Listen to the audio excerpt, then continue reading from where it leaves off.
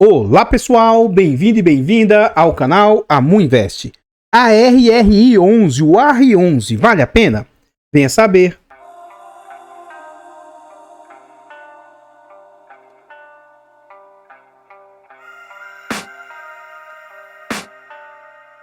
Então pessoal, este é um fundo imobiliário de papel, ele é um fundo imobiliário de recebíveis. Na data em que eu gravo o vídeo, esse fundo está sendo negociado a R$ 9,08. Inclusive, é o tema aí da capa do vídeo, né? É um fundo que já vem lateralizado, vem andando de lado há algum tempo. É um fundo que entregou de dividendo nos últimos 12 meses 13,22%. Ele está sendo negociado a um PVP de 1,04, o que, na minha humilde opinião, eu discordo um pouco desse PVP e eu vou tentar explicar o meu ponto de vista. E é um fundo que vem sendo negociado com a liquidez mediana na casa de 463 mil por dia. É um fundo que tem uma variação positiva nos últimos 12 meses de 15,6%. Eu gosto de acompanhar canais de diversos tamanhos. Eu gosto de ver outras pessoas que falam sobre ações e fundos imobiliários. Eu vi um canal pequeno, até menor que o meu canal é pequeno, né? Achei interessante o que a pessoa falou e que eu discordo totalmente do que ele falou. Ele falou sobre que fundos de papel começam a ter diminuição do patrimônio porque ocorre uma amortização do valor e aí vai perdendo patrimônio, eles precisam fazer emissões acima do VP. Eu achei isso, assim, estranho, eu discordo totalmente. Mas, Amu, então por que esse fundo está aí a 9,08? Ele tem razão. Não, abençoado. Existe um fenômeno com fundos de papel que se chama marcação a mercado. Então o fundo comprou um título a R$100, tá? Ele comprou uma dívida a R$100, só que em razão de juros futuros, essa dívida, para que ele valha os mesmos R$100, ele tem que ser marcado atualmente a 95. E se ocorrer a inversão da curva de juros, pode ocorrer o contrário. Esse mesmo título ser marcado a 105. E aqui nesse momento pode ocorrer uma supervalorização do patrimônio. Então, assim, não é porque atualmente um ativo está sendo marcado a menor que significa que ele valha menos. Se nesse momento o fundo vendesse todo o seu patrimônio, hoje ele apuraria R$ 9,08. Mas, venhamos e convenhamos, em algum momento vai ocorrer essa mudança dos juros futuros e tal, e eu acredito que aí o patrimônio do fundo vai subir. Então, eu não acho que esse aqui seja um VP real. Porque vocês vão ver já que o patrimônio do fundo é como se ele valesse menos que isso. Esse é um fundo de R$10. Ele não teve perca de patrimônio, assim, teve algum problema com algum devedor, o devedor não pagou e eles marcaram a zero o patrimônio. Não ocorreu algo nesse sentido. Então, não tem muita, assim, isso existe, tá? Por isso que tá nesse valor aqui. Mas eu não concordo que isso aqui seja um PVP real. Cuidado com fundos de papel, entenda minimamente sobre isso. Enfim, continuando aqui, a gente vê sobre cotações do fundo, né? Esse é um fundo que ele era de base 100, ele veio para base 10, ele surgiu antes da situação pandêmica, lá em março de 2020, foi quando ocorreu a maior queda, né, da nossa bolsa recente. Quando esse fundo veio ao mercado, ele era negociado ali na base de R$10. Durante os idos de 2019, principalmente no final de 2019, o mercado estava sendo negociado com bastante euforia. Então esse fundo aqui chegou a ser negociado ali a R$10,50, R$10,70, como se fosse R$107. Durante a situação pandêmica, as cotas foram jogadas para R$6. Na época de base 100, como se fosse R$60. O fundo dá uma boa recuperada. Infelizmente, ele vem ali se recuperando apenas a R$8, mais ou menos. E só lá em março, abril, maio de 2021 é quando o fundo volta ao seu valor ali de R$10 e inclusive extrapola, quase chegando ali, ó, a 12. Algo na casa de 11,70, 11,50. Durante o ano de 2021, ocorre o tal do fenômeno de regressão à média, que é o normal. Os fundos de papel voltaram ali aos seus patamares, aos seus VPs, próximos a R$10, e aí ocorre essa inversão. Eles, inclusive, normalmente, a maioria deles, tá, começam a ser negociados até abaixo de R$10. Então esse fundo aqui chegou a ser negociado nessa faixa que ele está hoje, entre 9, pouco acima de R$9. Durante março e abril de 2023, o fundo cai para algo na casa de R$8, mas de lá para cá ele recuperou-se e vem lateralizado desde o início do ano, mais ou menos nessa faixa de valor atual de R$9. Mais abaixo aqui a gente vê algumas informações a respeito do fundo, tais quais o nome, seu CNPJ, é um fundo para investidor em geral, ele é de títulos e valores imobiliários, ele é de papel, prazo indeterminado e gestão ativa. Em relação a taxas, nós vamos deixar para ver dentro do seu relatório gerencial e não há que se falar de vacância para um fundo de papel. Esse fundo atualmente conta com mais de 28 mil cotistas e ele tem mais de 15 milhões de cotas emitidas. E aqui que está, ó. Ele vale 8,70 atualmente, mas ele não vale só 8,70. Não sei se eu me faço entender quando eu falo dessas questões de valor patrimonial, mas para quem quiser entender, né, enfim. Ele tem um valor patrimonial atual de 134 milhões, mesmo que timidamente o fundo venha conseguindo crescer aos pouquinhos.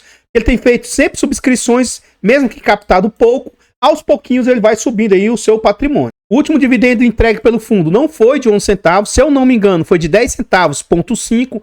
Isso aqui a gente vai ver daqui a pouco mais à frente aqui no nosso site. Continuando, o que a gente consegue observar agora?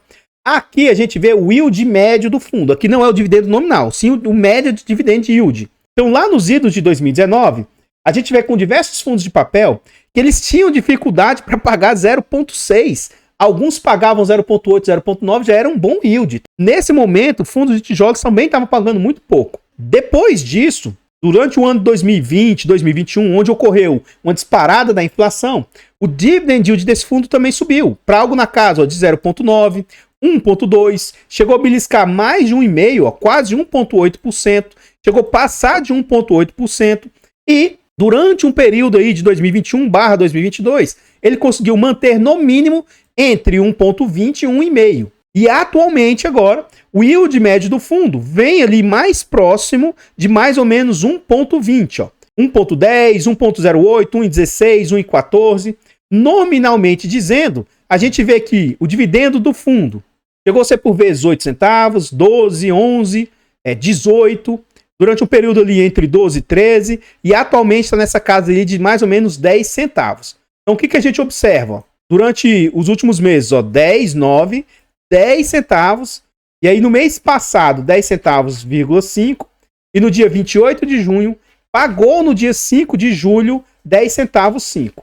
Como esse vídeo é gravado com bastante antecedência, quando ele for ao ar, já vai estar ali julho, né? No último dia de julho ali, no último dia útil, julho vai anunciar para pagar em agosto. Muito provavelmente já vai ter sido anunciado. Acredito eu, pelo que eu vi do relatório, que o fundo consiga continuar mantendo essa média de 10 centavos 5 aí que ele vem pagando. Mais abaixo aqui a gente vê a rentabilidade do fundo. Aqui a rentabilidade do fundo, né, nos últimos 5 anos, apesar de que ele ainda não tem 5 anos, ele tem quase 5 anos de existência. Faltam aí alguns meses para ele ter essa diferença. Mesmo o fundo não tendo 5 anos de existência, ele vem com rentabilidade superior a todos os outros indicadores, ó. Mesmo com menos de 5 anos, ele está com a rentabilidade de 64%, o CDI 47%, o IPCA 33%, o IFIX 29% e o IDIV, que é o Índice de Dividendos das Ações, 56%. Então, no quesito de rentabilidade, o fundo vem com uma ótima rentabilidade. Então, pessoal, antes de a gente continuar vendo mais a respeito desse fundo imobiliário, eu trago para vocês formas de apoio financeiro ao canal. Se você gosta do nosso trabalho e quiser nos apoiar, considere fazer uma doação para o Pix, o investe@gmail.com. Qualquer doação é muito bem-vinda. Outra forma de apoio financeiro, o nosso canal conta com um clube de membros. Torne-se membro aqui do nosso canal a partir de 10 centavos por dia, R$ 2,99 por mês. É um valor barato, irrisório, acessível, mas que para o canal faz muita diferença. Além de nos ajudar imensamente, você ainda tem acesso antecipado a vídeos, lembrando que esse vídeo está sendo gravado com mais de 2 semanas de antecedência. Você tem preferência quando pede vídeo, participa do nosso grupo do Telegram e tem desconto na nossa planilha de controle financeiro. A nossa planilha de controle financeiro é um ótimo produto, com muita funcionalidade, versátil. Além do mais, essa planilha vai te ajudar a organizar os seus ativos, vai te ajudar na sua declaração de imposto de renda e, inclusive, te ajuda no seu poder decisório de qual ativo investir. E, por fim, comprando a nossa planilha, além de você ter um ótimo produto, você também nos apoia financeiramente. Nós contamos também com e-books, introdução aos fundos imobiliários, introdução aos FIAGROS. São e-books de ótima qualidade, baratos, acessíveis. Adquira os nossos e-books, porque além de ser um ótimo produto que vai te agregar com conhecimento, você comprando os nossos e-books, vocês nos apoiam financeiramente. Muito obrigado a todos vocês que nos ajudam. Gostaria de lembrar também, se você estiver precisando de ajuda para uma consultoria, mentoria, estruturação de carteiras, se estiver precisando de algo nesse sentido, manda uma mensagem para o nosso e-mail ou para o nosso Instagram. Pode ser que a gente consiga ajudar de alguma maneira. Só lembrando que nós não fazemos indicação de ativos, apenas mostramos o nosso racional e a ideia de como nós investimos. Aqui nós já estamos dentro do relatório gerencial. Na data em que eu gravo o vídeo ainda não saiu o relatório mais atualizado, né? Pode ser que daqui a alguns dias, quando o vídeo for ao ar, já tenha sido lançado o relatório mais atualizado deles. Então aqui a gente vê o índice e tal, e nessa parte a gente vê algumas informações a respeito do relatório. A gestão vem falar o quanto que eles pagaram, né? 10 centavos e meio. Depois disso já houve outro pagamento nessa faixa, né? Ele fala sobre a emissão, a sexta emissão, que eles conseguiram alocar tudo em junho, e que eles lançaram a sétima emissão aos 30 milhões. Para um fundo que é pequeno, de 150 milhões, até que é um valor interessante. Mas para o mercado, que é um mercado grande, é um valor irrisório. E mesmo assim o fundo vem encontrando dificuldades para captar todos os recursos, né? Mas é aquilo, mesmo que seja minimamente, ele tem conseguido fazer algumas captações. O fundo se autodeclara que ele é um fundo que investe em CRIs high yield, né, de alto risco. Tem alta rentabilidade? Tem, mas também tem alto risco. Ele mesmo declara isso aí. Então, eles são um fundo que tem diversificação setorial, foco em operações estruturadas, gestão ativa, renda imobiliária recorrente, são algumas características que eles falam deles mesmos, né?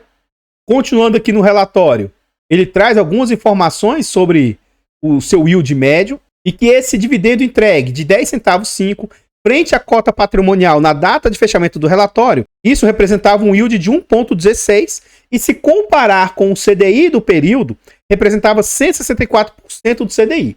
Mas isso aqui é o tal do CDI bruto, um CDI grossapado. Lembrando que em cima desse percentual, se fosse um CDI bruto, né, incide imposto de renda de 22,5% ou até 15%. Então fiz uns cálculos antecipados aqui. Mesmo se fosse só 15%, isso aqui cairia para menos de 150%. Então, ele compara com o CDI bruto, até porque o CDI que... a rentabilidade que ele fala, essa rentabilidade atual de 10 ponto alguma coisa, é bruto, né? Quando você desconta o imposto de renda, ele dá muito menos que isso.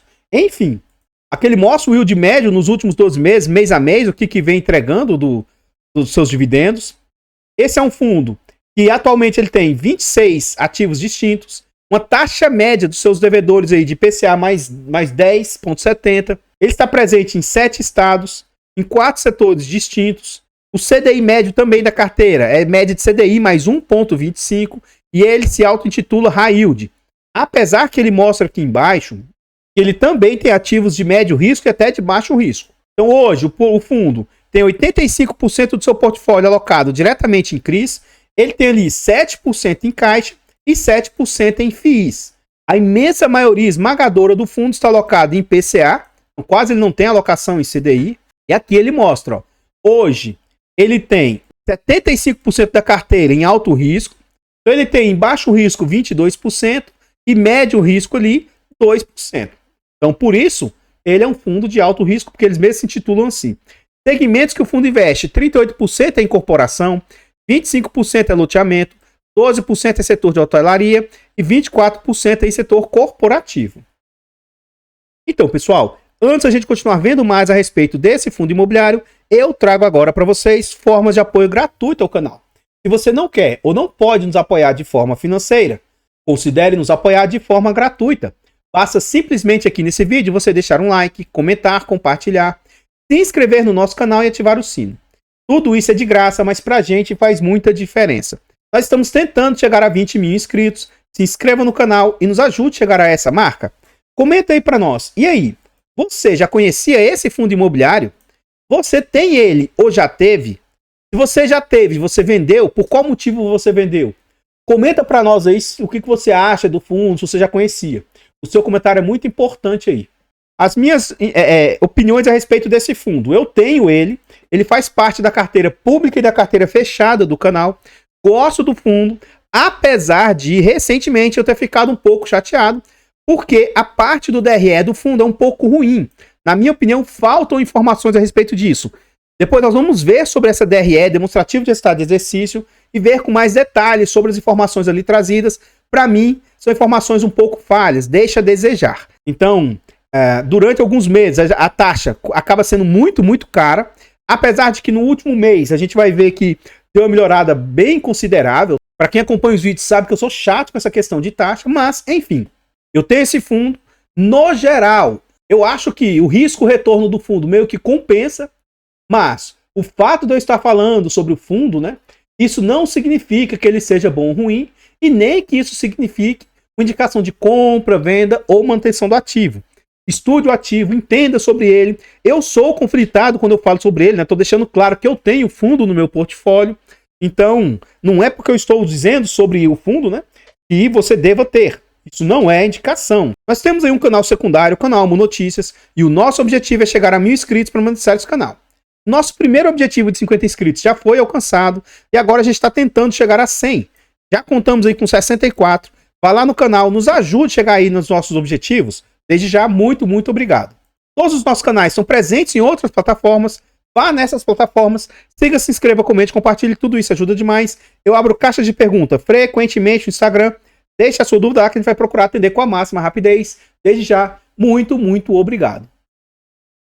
Então, pessoal, aqui eu queria reiterar, né, reforçar aquele recado do início do vídeo. Se estiver precisando de ajuda para uma consultoria, mentoria, estruturação de carteiras ou coisas desse sentido, manda mensagem para o nosso e-mail ou para o nosso Instagram. Pode ser que a gente consiga ajudar de alguma maneira. Lembrando que nós não fazemos indicação de ativos. Aqui nós estamos agora no portfólio do fundo. A gente observa o seguinte, então, aqui para mim, mais do que os ativos de alto risco que o fundo possui, essas concentrações que ele possui são situações, para mim, mais arriscadas até do as taxas contratadas pelo fundo. Então, hoje ele tem 3 posições, estão no limite alto, né? Ali de 10% ou 9,14%.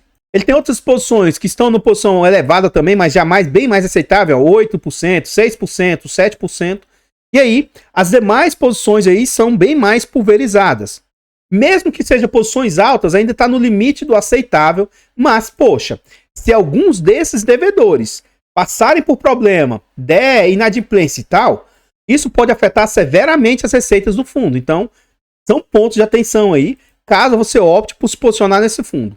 Mais abaixo aqui ele mostra os fundos imobiliários que ele investe. Ele tem o VBI REITs 1%. Esse FDIC imobiliário, 5%.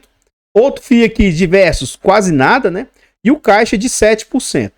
Mais abaixo aqui a gente vê que ele tem concentração em São Paulo, mas eu vejo isso aqui de forma tranquila, até porque é normal, né? Ele tem exposição também grande lá no Rio de Janeiro e demais posições por outras regiões e outros estados do nosso país. Aqui a gente chega na DRE, que eu reclamei, né?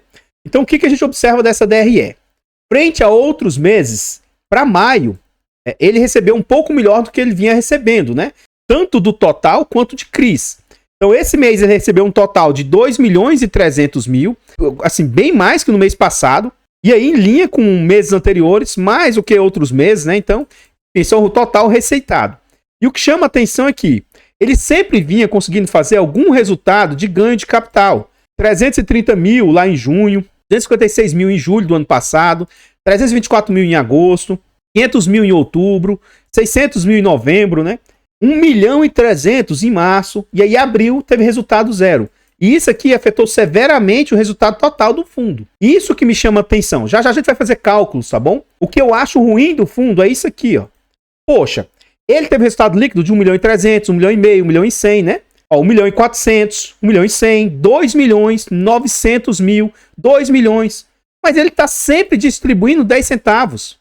Ele deveria, pelo menos, ser transparente dizendo o seguinte: olha, o fundo teve um resultado de 1.300.000, mas desse valor aqui a gente distribuiu, por exemplo, tá? 1.600.000.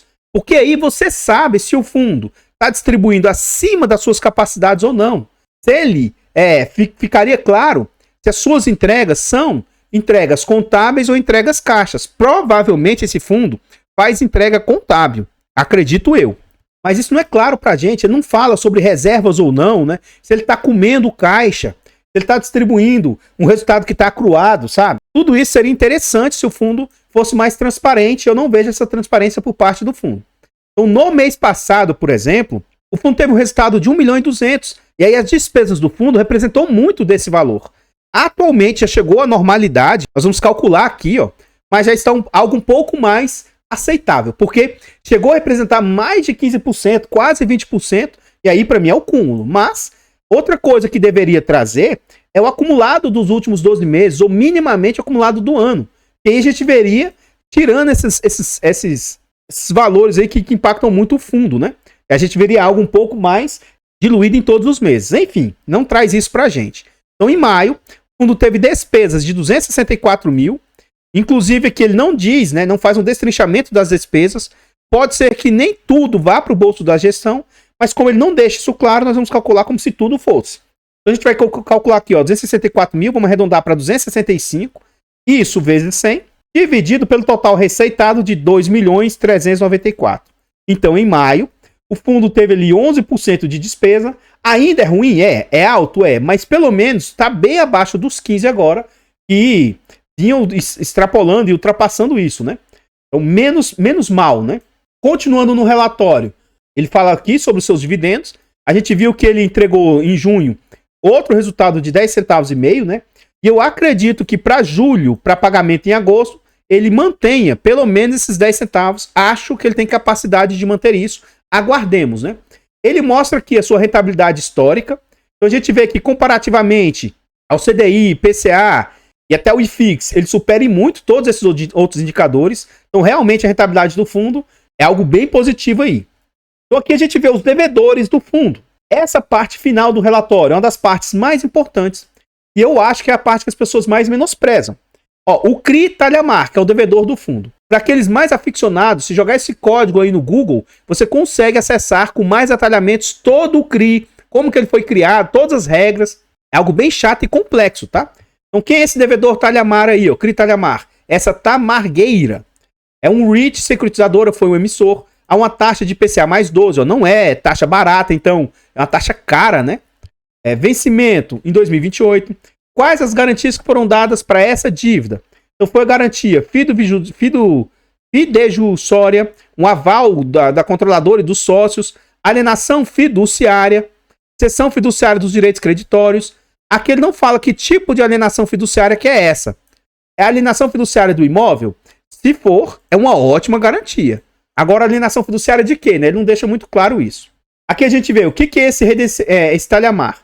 É o Residencial Talhamar, é um empreendimento localizado em Caraguatatuba, cidade litoral de São Paulo, 130 mil habitantes, possui uma localização privilegiada, distante 35 quilômetros de Ilhabela, 50 quilômetros de Ubatuba. Esse empreendimento está sendo desenvolvido pela construtora incorporadora Ebenezer. Então aqui ele fala um pouco sobre o devedor. Eu acho que se você quiser se posicionar no ativo, seria interessante que você estudasse um por um dos devedores, né? Fosse ver como é que são essas dívidas, quais garantias foram dadas, ó. Aqui ele já deixa claro, ó, isso aqui para mim é uma garantia sólida. Foi dado como garantia o terreno, ó. Então isso é algo bem sólido. Por quê? Se der alguma problemática, o fundo retoma o terreno e vende, né? Então eu vejo esse tipo de garantia. Quando a garantia é de imóvel, eu vejo como garantias muito sólidas, ó. Alienação fiduciária de terreno. Todos esses tipos de garantias eu gosto bastante. Outra garantia sólida, a alienação fiduciária da SPE e também a alienação fiduciária de imóvel. Quando tem imóvel dado como garantia, são sempre garantias que eu gosto bastante.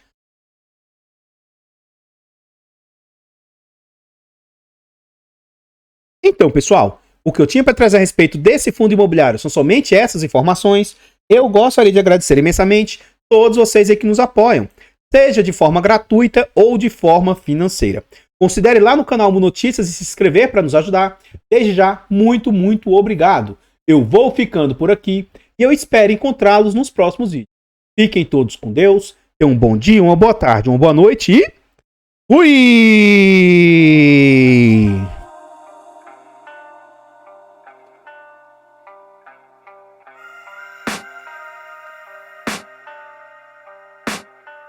I can hear the demons call when they do what they do. And now I feel like taking off, find a place with a view. The pain is never gonna stop if it's